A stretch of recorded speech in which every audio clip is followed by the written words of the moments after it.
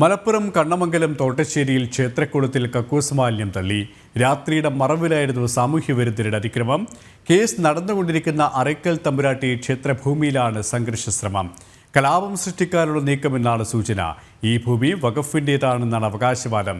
വഖഫ് കോടതി വിധി വഖഫിന് അനുകൂലമായി വിധിച്ചെങ്കിലും ഹൈക്കോടതി റദ്ദാക്കിയിരുന്നു. വിവരങ്ങളുമായി ശിവദാസ് കന്മനം ചിരികയാണ്. ശിവദാസ്, സാമൂഹ്യവിരുദ്ധരാണോ ഈ അതിക്രമത്തിന് പിന്നിൽ? പോലീസിന്റെ അന്വേഷണം, പരാതിയിൽ പോലീസ് ഏതെങ്കിലും തരത്തിലുള്ള നടപടി സ്വീകരിച്ചു കഴിഞ്ഞിട്ടുണ്ടോ? എത്രത്തോളം പ്രതിഷേധവും ശക്തമാണ്?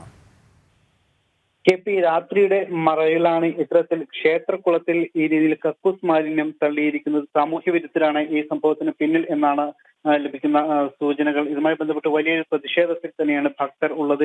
കാരണം വേങ്ങരയ്ക്ക് സമീപമുള്ള കണ്ണമംഗലം അറയ്ക്കൽ തമ്പുരാട്ടി ക്ഷേത്രത്തിന്റെ കുളത്തിലാണ് ഈ മാലിന്യം തള്ളിയിരിക്കുന്നത്. ഇത് ഒരു കേസ് നിലനിൽക്കുന്ന ഒരു ഭൂമി കൂടിയാണ്. ഇത് വഖഫുമായി ബന്ധപ്പെട്ട് കേസ് നിലനിൽക്കുന്ന ഒരു ഭൂമിയാണ്. ഇത് വഖഫിന്റെ ഭൂമി ആണ് എന്ന ഒരു അവകാശവാദം പള്ളി കമ്മിറ്റി ഉന്നയിക്കുന്നുണ്ട്. ഇതുമായി ബന്ധപ്പെട്ട് അവർ കോടതിയിൽ പോയിരുന്നു. പക്ഷേ ഇത് പതിറ്റാണ്ടുകളായി ഇവിടെ ക്ഷേത്രം നിലനിൽക്കുന്നുണ്ട്.